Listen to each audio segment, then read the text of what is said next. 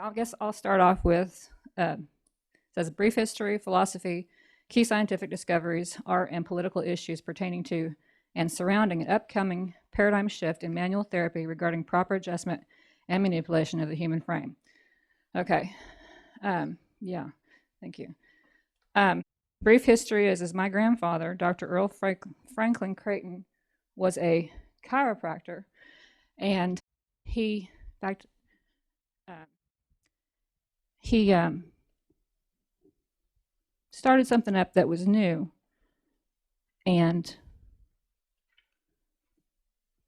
basically he said that he had listened to what they said didn't work, and then he went off on his own to try to discover what did work. There we go. And he had the human bones, which I have here today, and he actually got his hands on and examined the real McCoy. It wasn't copies, it was the real McCoy. So he found things, and I'll let you pass these around here too. He found things in the bones themselves that they weren't teaching in the textbooks, and he based his concepts as to how to go about making true adjustments on the bones. In fact, I'm just going to let you pass this around. This bone right here I'm passing around is the atlas. It's the top bone of the spine. It's got 4 contact surfaces, and the textbooks are actually showing 2. Wilbert, go ahead and bounce back. It'd be the condyles page. And I apologize here. I'm not used to this stuff here, but we'll get to it. You guys could just pass them through. Yeah, you can show each other. It's 1, 2, 3, 4. You can see this different surfaces. I just kind of point them out along through the group there, and you can see them. The textbooks show there's actually 2. And I've talked to a lot of doctors, and they say, well, what difference does it make, 2 versus 4? Well, form and function are extremely important. And if you have more surfaces there than what you realize, the joint works differently than what you know. What that means is that the head can partially dislocate in relation to the top vertebra that I am passing around here, and it can side slip to the right or left, rotate clockwise or counterclockwise. So you can have right clockwise, right counterclockwise, left clockwise, or left counterclockwise. So you have a partial dislocation of the head in relation to the spine. Now the chiropractors are focusing on trying to manipulate or adjust, and they switch the words out, and that's an error.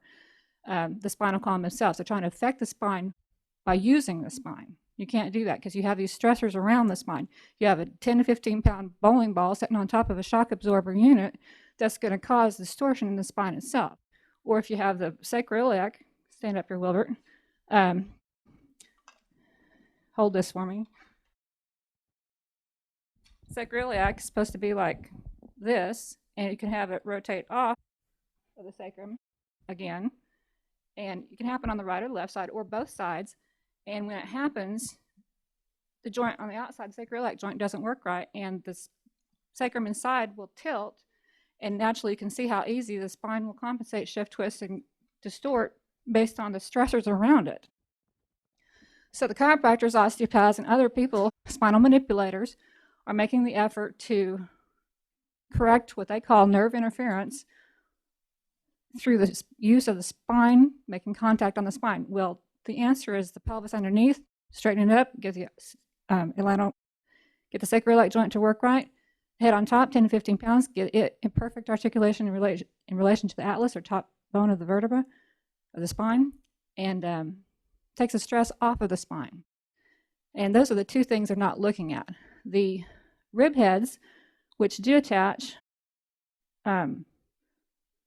right over here, and this, I don't have pictures of them, but they attach like right here, and there's 2 places, here and here.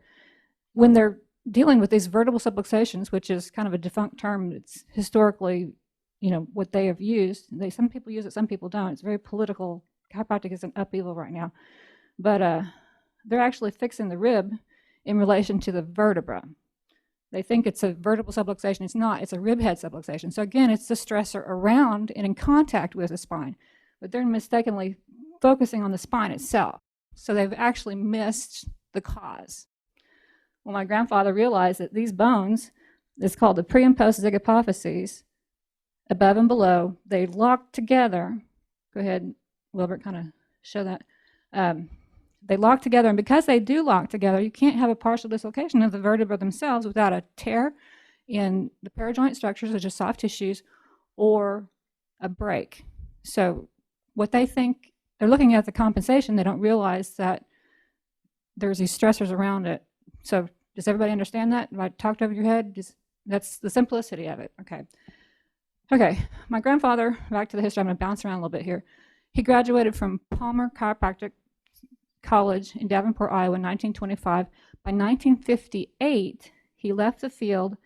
He was disillusioned with the profession and got into another line of work. Well, the business failed, so he thought, okay, I'm going to go back into it, but I've got to find the truth. So he had the bones, and he studied the bones, and he developed his new methods based on the facts of the skeleton themselves. Like I said, he had the real McCoy to go off of. He didn't have copies. So, and you can pass that around too, Wilbert, if anybody has any questions, wants to look at it. The skull too, I'll go ahead and pass that around as well. The condyles, I wish I talked louder. The condyles are the ridges here, or the bumps in the center. Foramen magnum's a big hole. One of them's pretty well damaged, but you can see it'd be the one on the right side of the skull looking from the back. You can see there's actually two surfaces there. So again, you pass those around, you can see for yourself that there is a matching articular surface between the head and the atlas. So that's very key. Can you see it there? Okay. You can see. And one on the left side, I'm thinking this one here is pretty well damaged. What happened is this guy's head was out of place for several years. This is an old specimen. It's curiosity. They have chiseled out the mastoids. We think it's 7,500 years old. He got it from a colleague. I'm not even sure where it came from, really. But the bones I have here, they're actually from the same person, which is very rare as well. So, okay. Philosophy is the body heals itself. And if you take the key stresses off of the central nervous system, which of course is where the brain connects with the spinal cord, this hole, the foramen magnum you're looking at there, passes through here as well. The spinal cord, the central nervous system is above this and goes through it. And if you have the head partly out of place and it's going to twist it, distort it, stretch it, pinch it, you'll actually have the odontoid process here. This is where the head, it's your no movement, and if the head on top is out of place a little bit, then this tip will actually bump up and rest against the spinal cord itself on the inside. This tip here doesn't belong. It was a calcification of the ligament. The body tried to stabilize the irritant. But that tip there in the center will actually hit your central nervous system.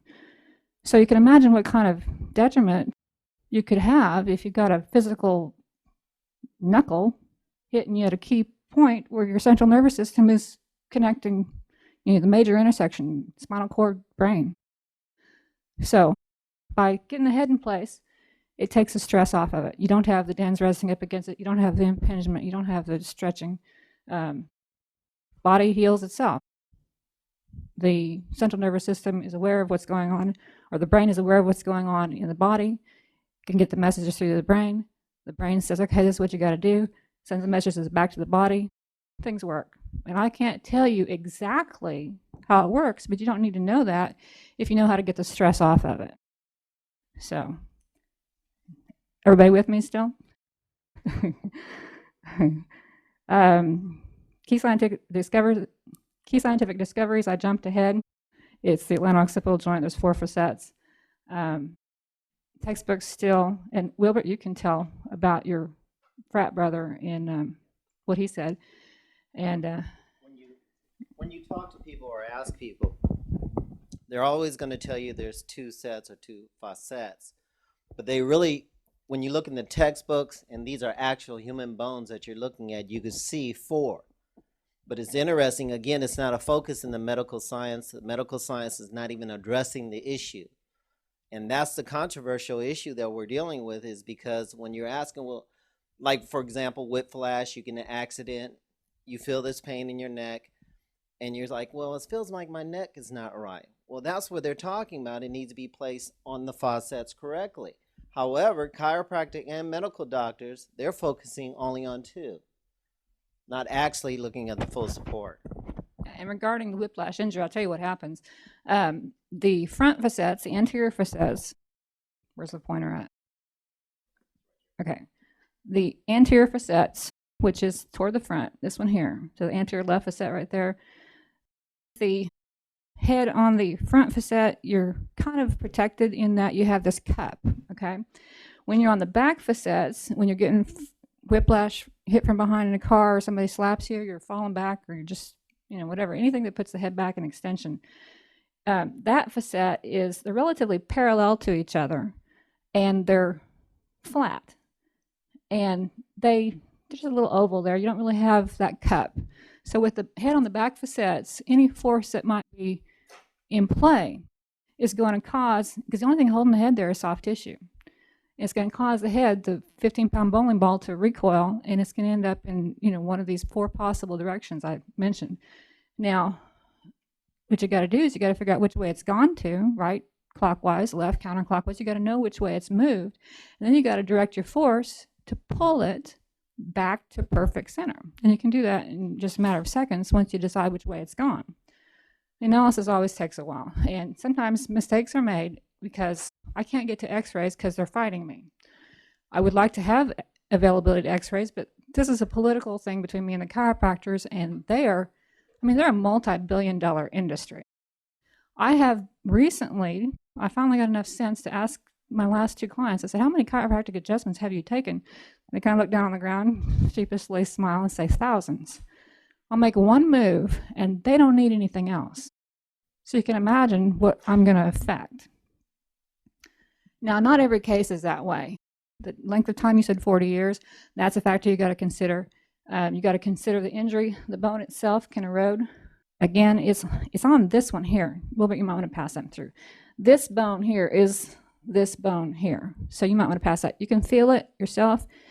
It's right there. Can you see that, Wilbert? Pass that around. The bone can erode, and I'll let him pass that around. You can feel it. Yeah, I'd probably just go ahead and hold the spine, let them feel it. I don't think it's going to be easy to fix to get that off of there. But you can look at it. It's on the right anterior, which is right forward contact plane. He knows where it's at. He'll show you. You have a little divot there, an erosion. So you can have a cut or groove or a divot on a bone.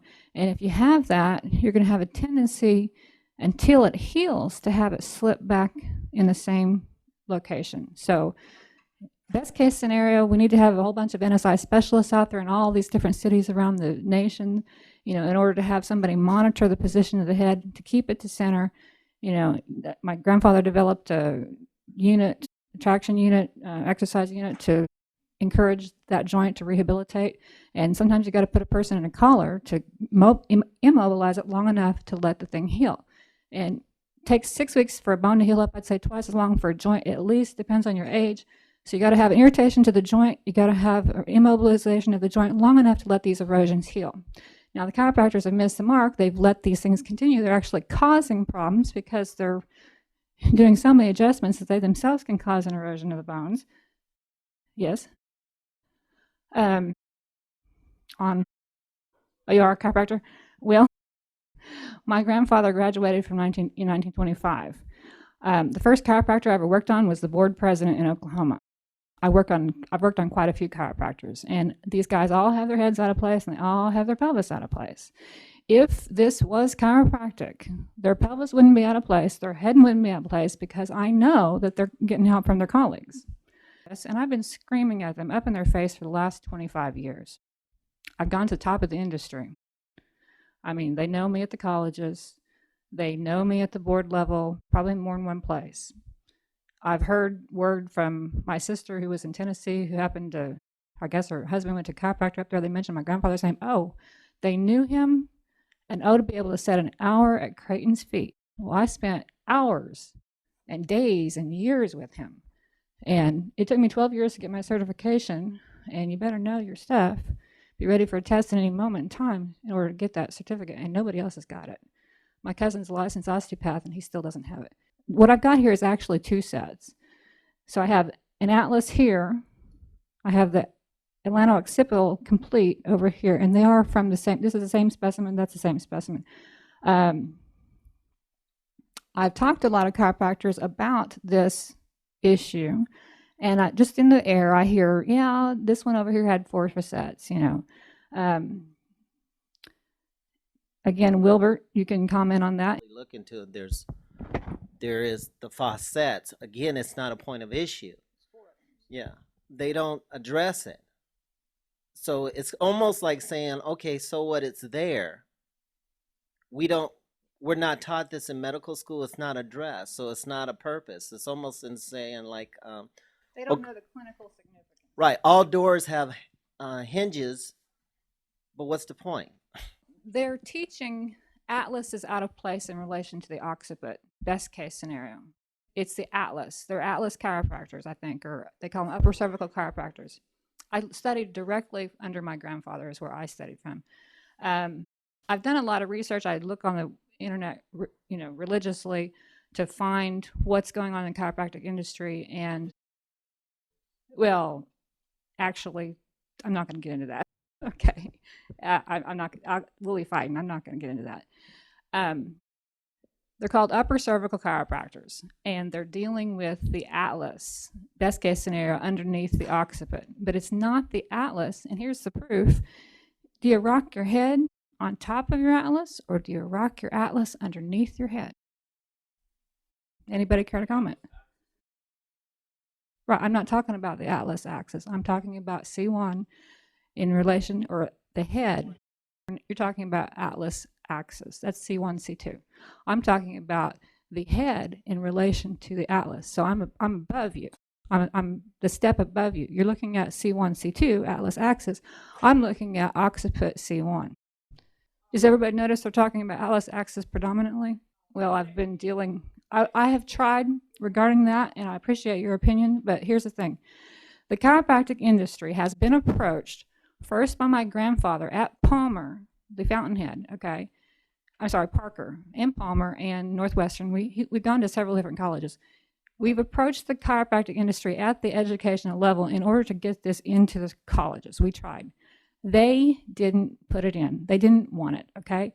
And the law says that for it to be considered chiropractic, it has to have been taught, okay? So we tried to get it taught. We went to the industry. We tried to get it in. They didn't want it.